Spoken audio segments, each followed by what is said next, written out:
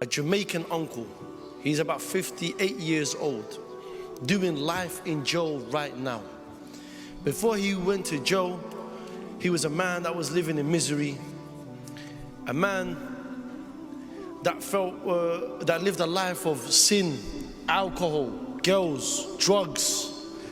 And Subhan al-Malik, one day while he was drunk, he came back home. And he told me this when I was in prison.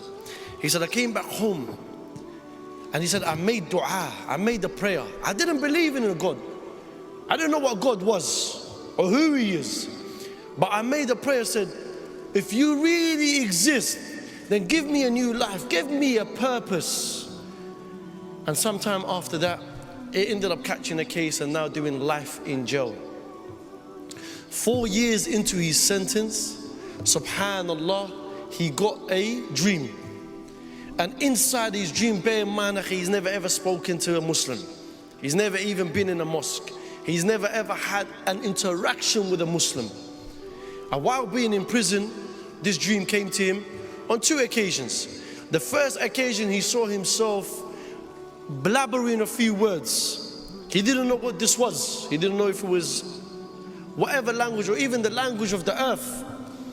But while doing his research and speaking to people on the wing, to the block that he's in, he found out that the words that he was blabbering were similar to the words of a Muslim on his own block. So we asked him, what do these words mean? And the words inside his dream that he received was La ilaha illallah. He never took nothing to it. He said, you know what, this is Arabic, what does it mean? There is none worthy of worship except Allah. He put that to a side. He continued with his sentence a few weeks or few months later. Bear in mind, he got sentenced to doing 25 years. A few weeks or months later, he got the same dream, but this time it was himself reciting those words around companions. He had some friends, but he didn't recognize these friends. And alhamdulillah, he woke up and he started to say, you know what, this is the second time he got this dream. And it was the same words, but this time there was a difference to it. And the difference was, it is me that's reciting it. So he looked into Islam.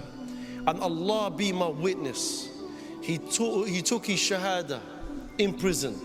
And on top of that, look how merciful Allah subhanahu wa ta'ala is.